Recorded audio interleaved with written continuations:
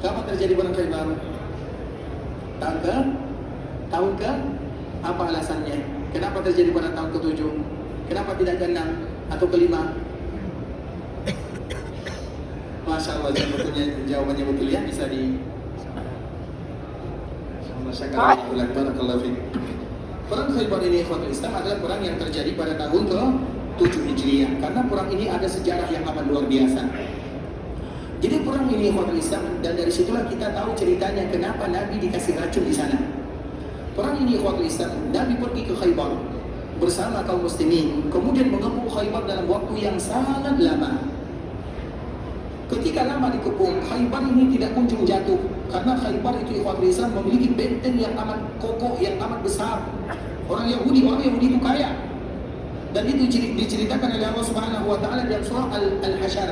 Makanya ada dalam juz 28 ikhwatul Islam namanya surah Al-Hasyr, itu bercerita tentang perjuangan Nabi Sallallahu Alaihi Wasallam. Kemudian ikhwatul Islam, setelah lama dikepung, maka tidak kunjung kaum muslimin mendapatkan kemenangan. Tiba-tiba setelah sholat Isya, Nabi mengatakan kepada para sahabatnya, la u'tiyanna ar-rayata ghadan rajulan yuhibbullaha wa rasulahu wa yuhibbuhullahu wa rasuluh. Kata Nabi setelah sholat Isya, keesokan hari aku akan menyerahkan kepemimpinan Khaybar kepada seseorang yang cinta kepada Allah, yang cinta kepada Rasulullah, dan Allah cinta kepadanya, Rasul pun cinta kepadanya. Dan dikala panji kepemimpinan diberikan kepadanya, maka dia pasti menang, kata Nabi Sallallahu Alaihi Wasallam. Nabi ucapkan kalimat ini di malam hari. Kemudian setelah Nabi mengucapkan kalimat ini, Nabi masuk ke kemahnya. Nabi tidak melanjutkan, sehingga para sahabat merasa antara bahagia, antara semangat, dan ingin menjadi pemimpin pada perang Khaybar tersebut. Karena siapapun yang memimpin, pasti dia menang. Dan orang yang memimpin tersebut adalah orang yang dicintai oleh Allah, dicintai oleh Rasulullah. Dia mencintai Allah, dia mencintai Rasulnya. Artinya seseorang yang pasti masuk surga. Sehingga para sahabat mereka bingung, mereka berharap semoga-moga aku yang ditunjuk oleh Nabi semuanya. Bahkan Abu Bakar dan Umar ingin juga ditunjuk menjadi pemimpin yang ada di Khaybar. Makanya Nabi mengatakan kalimat ini di malam hari. Kemudian Nabi tidur. Keesokan harinya setelah subuh, para sahabat mereka semuanya ingin dekat dengan Nabi agar nanti ditunjuk sebagai pemimpin dalam perang Khaybar. Kemudian ikhwatul Islam, dikala Nabi Sallallahu Alaihi Wasallam melihat para sahabatnya, bahkan Umar mengatakan, aku tidak pernah ingin menjadi pemimpin kecuali dikala terjadi perang Khaybar. Mengapa demikian? Karena orang yang memimpin pada perang Khaybar sudah pasti masuk surga dan dia akan menang, artinya tidak akan kalah.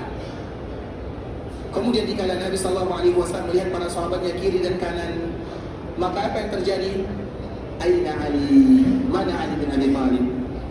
Artinya harapan para sahabat yang ada semuanya hilang dan sirna. Nabi tidak menunjuk mereka.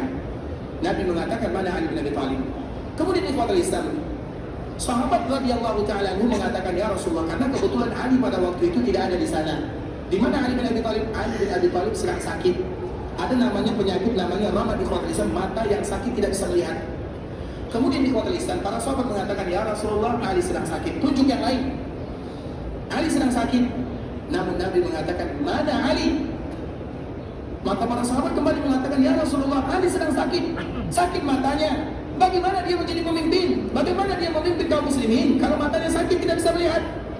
Nabi Sallallahu Alaihi Wasallam mengatakan, bawa dia ke sini. Maka pada akhirnya sahabat yang lain membawa sahabat Ali bin Abi Thalib radhiyallahu taala anhu. Kemudian betul ikhwatul Islam, Ali tidak bisa melihat, betul-betul sakit matanya. Kemudian dikala sampai di hadapan Nabi Sallallahu Alaihi Wasallam, maka Nabi Sallallahu Alaihi Wasallam ada namanya tafas itu ikhwatul Islam, meludah, tapi yang keluar hanya sedikit saja, hembusan, kemudian ada sedikit airnya. Sebagaimana biasanya kaum muslimin dikala kita tidur, dianjurkan bagi kita membaca Qul huwallah, ayat kursi tentunya Qul huwallah, Qul a'udzu birabbil falaq, Qul a'udzu birabbin nas. Kemudian kita apa namanya tafas. Tafas itu ikhwatul Islam bukan meludah ya, tapi ada sedikit hembusan yang ada airnya. Sedikit. Apa namanya itu? Apa namanya kalau bahasa kitanya?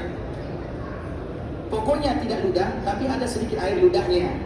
Kemudian setelahnya dioleskan ke semua badan kita. Bukankah itu di antara sunnah Nabi SAW sebelum kita tidur? Jadi dikala kita ingin tidur, ikhwatul Islam, baca ayat-ayat yang tadi telah kita sebutkan, kemudian lakukan dan usapkan ke badan yang bisa kita menjangkaunya. Nah, itulah yang dilakukan oleh Nabi SAW kepada sahabat Ali. Ketika Nabi menghembuskan sedikit angin dan ada air ludah di sana, dan kita selalu mengatakan air ludah Nabi adalah air ludah yang barokah. Dikala disebutkan atau dikala ditiupkan ke mata Ali bin Abi Thalib radhiyallahu taala anhu, maka Ali langsung sembuh dan tidak pernah sakit mata lagi untuk selama-lamanya. Dan itu adalah dari keberkahan Nabi SAW. Dan ini selalu kita mengatakan tidak boleh dikiaskan kepada siapapun. Jangan ada orang yang sakit mata kemudian pergi ke fulan, oh fulan ini bisa mengobati, dihembuskan, yang tadinya masih bisa melihat sekarang bisa berubah menjadi buta. Artinya jangan pernah dikiaskan ikhwatul Islam, tidak boleh. Apapun yang dilakukan oleh Nabi itu tidak boleh bagi kita mengkiaskan kepada diri sendiri. Karena ludah Nabi ludah yang barokah. Keringat Nabi adalah keringat yang wangi ibarat kasturi. Kalau keringat kita ya bau-bau terasi lah. Artinya ikhwatul Islam tidak boleh dikiaskan dengan Nabi. Minum Nabi, bekas minum Nabi barokah. Kalau bekas minum kita bisa jadi kuman di dalamnya, kita tidak tahu. Makanya semua yang seperti itu ikhwatul Islam tidak boleh dikiaskan kecuali Nabi Muhammad SAW. Nabi SAW barokah semuanya. Makanya Urwah bin Mas'ud ketika terjadi perjanjian Hudaybiyah, dia berkeliling dunia. Kemudian tiba-tiba dia menyaksikan Nabi SAW dan mengatakan, aku berkeliling dunia melihat para raja, dan aku tidak pernah menyaksikan orang yang paling cinta kepada nabinya melebihi kecintaan sahabat kepada Muhammad SAW. Para raja tidak cinta kepada raja sebagaimana sahabat cinta kepada Nabi SAW. Kemudian apa kata Allah? Dia pada waktu itu belum lagi masuk Islam. Tidaklah Nabi meludah kecuali ludah Nabi jatuh ke tangan para sahabat. Kemudian mereka pun menjadikan itu sebagai olesan di dalam tubuhnya, untuk tubuhnya. Karena ludah Nabi barokah. Dan itu tidak boleh dikiaskan kepada diri kita ikhwatul Islam. Bahkan kita sendiri mencium lidah kita, mencium ludah kita, kita tidak mau. Apalagi ludah orang lain. Begitu juga dahak. Nabi berdahak tidak pernah jatuh ke tanah, kecuali jatuh ke tangan sahabat Nabi dan mereka mengoleskan ke tubuhnya. Karena semuanya barokah. Dan itu tidak boleh dikiaskan kepada siapapun. Rambut Nabi begitu juga. Tidaklah rambut Nabi terjatuh atau tidaklah Nabi bercukur kecuali Nabi akan memanggil sahabatnya. Bahkan Nabi sengaja membaginya, ini untukmu, ini untukmu, ini untukmu. Karena Nabi, apapun yang ada pada diri Nabi barokah. Dan itu tidak bisa dikiaskan kepada yang lainnya. Dan salah satunya ikhwatul Islam adalah ludah Nabi SAW. Kemudian dikala Nabi meludah ke muka atau ke mata Ali bin Abi Thalib, maka Ali bin Abi Thalib sehat, tidak pernah sakit sampai Ali bin Abi Thalib wafat. Dan itu bukan kali pertama ikhwatul Islam, pernah juga dulu ada salah seorang sahabat dikala terjadi perang Uhud, matanya ini masuk anak panah di dalamnya. Kalau Ali bin Abi Thalib masih sakit, kemungkinan sehat ada. Sedangkan sahabat ini anak panah masuk ke dalam matanya, artinya buta untuk selama-lamanya. Kemudian dia datang mengadu kepada Nabi, ya Rasulullah, aku bermohon ya Rasulullah. Artinya karena bertawasul dengan Nabi, terutama dikala Nabi hidup. Sedangkan dikala Nabi setelah wafat, maka para sahabat mereka bertawasul dengan orang-orang yang paling dekat dengan Nabi. Dan orang yang paling dekat dengan Nabi adalah pamannya. Karena satu-satunya yang tersisa dari keluarga Nabi adalah Al-Abbas, paman Nabi. Kemarin telah kita ceritakan. Kemudian ikhwatul Islam, dia datang kepada Nabi dan mengatakan, ya Rasulullah, mataku tidak lagi bisa melihat dan istriku tidak suka. Kemudian doakan diriku. Nabi mengatakan setiap kali para sahabat meminta, maka Nabi selalu memberikan pilihan, kamu kalau kamu sahabat untukmu surga, kalau aku doakan maka diberikan kesembuhan. Nah sahabat ini karena dia tidak tahan, maka dia meminta, ya Rasul doakan agar Allah kembalikan. Allah kembalikan matanya. Allah kembalikan matanya melalui Nabi kita Muhammad SAW. Namun dikala Nabi masih hidup.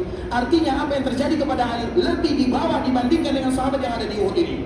Dan itu bukan kali pertama. Oleh karenanya ikhwatul Islam, Nabi SAW adalah orang yang barokah, ludah Nabi barokah, dan banyak sejarah kisah-kisah yang menyebutkan bagaimana keberkahan yang ada pada diri Rasulullah SAW. Kemudian setelah terjadinya atau setelah Ali bin Abi Thalib bisa melihat tidak lagi sakit, maka bendera kepemimpinan Khaybar diserahkan kepada Ali bin Abi Thalib. Ketika panji kepemimpinan diserahkan kepada Ali bin Abi Thalib, kita tahu Ali bin Abi Thalib itu ikhwatul Islam, menantu Nabi. Dia tidak terlalu tinggi, tapi dia orang yang diberikan kekuatan yang luar biasa oleh Allah Azza wa Jalla. Salah satu kekuatannya, tadi kita menyebutkan Khaybar itu bentengnya sangat kokoh. Kalau bentengnya kokoh, berarti pintunya juga sangat kuat. Dan dikala terjadi peperangan di bawah komando Ali bin Abi Thalib, maka dia berhasil mengalahkan orang-orang yang ada di Khaybar, dan dia berhasil merobohkan pintu yang ada di Khaybar, dan dia bisa mengangkatnya sendirian tanpa ada bantuan daripada orang lain. Ibarat pintu Masjid Nabawi ini. Pintu Masjid Nabawi ini, kalau kita angkat, berapa orang kita bisa mengangkatnya? Bisa jadi 20, bisa jadi 10 orang. Coba bayangkan kalau Ali bin Abi Thalib mengangkatnya sendirian. Begitulah kekuatan yang diberikan oleh Allah Subhanahu wa taala kepada sahabat Ali bin Abi Thalib radhiyallahu taala anhu. Kemudian pada akhirnya Allah berikan kemenangan kepada kaum muslimin sesuai dengan sabda Rasulullah sallallahu alaihi wasallam. Setelah mendapatkan kemenangan di ikhwatul Islam, orang Yahudi mereka tidak puas dan mereka tetap membuat makar kepada Nabi. Dan salah satu makarnya adalah salah seorang wanita Yahudiyah yang bertanya kepada sahabat, apa makanan yang paling disukai oleh Nabi? Maka para sahabat mengatakan Nabi paling suka kepada kambing yang bagian pahanya. Kemudian dikala wanita Yahudi ini mengetahui kesukaan Nabi, di saat itulah dia membuat makanan, namun bagian pahanya semuanya dikasih racun, dan bagian pahanya racunnya diberikan racun yang lebih dibandingkan dengan yang lainnya.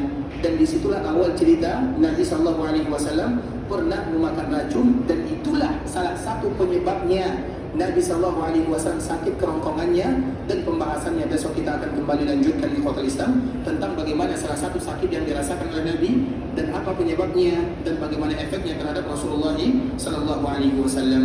Ikhwatul Islam, saudara kaum muslimin, para tetamu Allah rahimani wa rahimakumullah. Sampai di sini pembahasan yang bisa kami jelaskan. Yang benar dari Allah Subhanahu wa taala, yang salah dari diri kami pribadi karena kurangnya ilmu kami, karena kebodohan kami, karena kejahilan kami, karena ketidaktahuan kami, karena kealfaan kami mohon dimaafkan. Kalau ada kata-kata yang salah, kalimat-kalimat yang kurang berkenan, bahasa-bahasa yang kurang bagus, kami mohon dimaafkan. Dan kita bermohon kepada Allah agar Allah ampunkan dosa kita bersama, dijadikan perkumpulan kita di perkumpulan yang diridai oleh Allah Subhanahu wa taala, dan semoga kita mendapatkan kasih sayang Allah Subhanahu wa taala. Tidak ada di antara kita yang pergi ke kota Makkah Al-Mukarramah kecuali Allah Subhanahu wa taala kabulkan setiap doa dan permintaannya, diterima amal ibadahnya, dijadikan umrahnya adalah umrah yang mabrurah, wa sa'yan mashkura, wa dhanban maghfura. Kalau ada di antara kita yang ingin pulang ke kampung halamannya, semoga Allah mudahkan perjalanannya, dilancarkan urusannya, diberikan keberkahan dalam kehidupannya, diberikan keberkahan terhadap anak dan cucunya, diberikan keberkahan terhadap keturunannya, diberikan keberkahan terhadap pekerjaannya, diberikan kemudahan kepadanya di dunia, dan dimudahkan urusannya di dalam, dan dimasukkan dia ke dalam surga untuk selama-lamanya. Kita tutup dengan doa kafaratul majlis. Subhanakallahumma bihamdika asyhadu an la ilaha illa anta astaghfiruka wa atubu ilaik. Wa sallallahu wa sallim ala nabiyyina wa habibina wa khalilina wa sayyidina Muhammadin wa ala alihi wa sahbihi wa sallam tasliman katsira. Assalamualaikum warahmatullahi wabarakatuh.